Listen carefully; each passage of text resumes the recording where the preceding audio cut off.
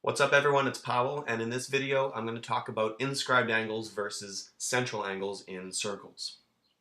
Now in this diagram you'll notice we have two angles, alpha and beta. Alpha being a central angle and beta being an inscribed angle. Let's talk about alpha first. So a central angle is an angle in a circle whose vertex is at the center, and you'll notice that alpha's vertex is right at the center of the circle. And there's a relationship between the central angle and the arc it intercepts. In this case, it intercepts arc AB.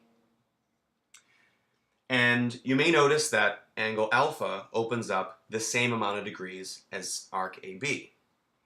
And in fact, the measures of those two angles is equal. So the measure of alpha is equal to the measure of arc AB. They'll have the same degree measure.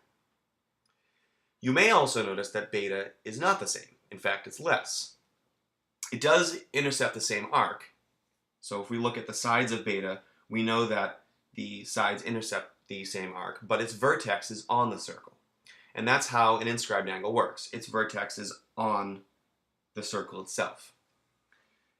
And the measure of angle beta is always going to be half the measure of the intercepted arc. So the measure of beta is equal to 1/2 the measure of the arc it intercepts. That's always going to be the case, as long as that vertex is on the circle. So let's see a little bit of how this is used. We have this set up here. So the information I'm given is central angle ADC is equal to 46 degrees. And we can see that the central angle ADC intercepts arc, that's not what I wanted, there we go, intercepts arc AC. So since the central angle ADC is equal to 46 degrees, the measure of arc AC is equal to 46 degrees. AC.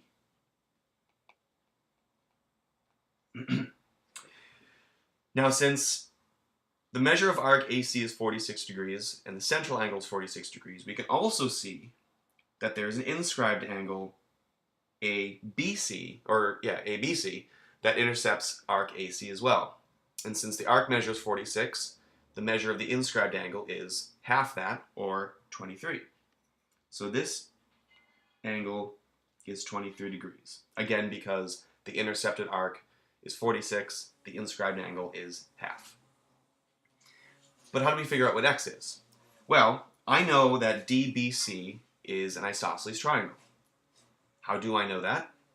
Well, I know that DB and DC are congruent because they're both radii of a circle. And all radii of all circles, or all radii of a circle, are all the same.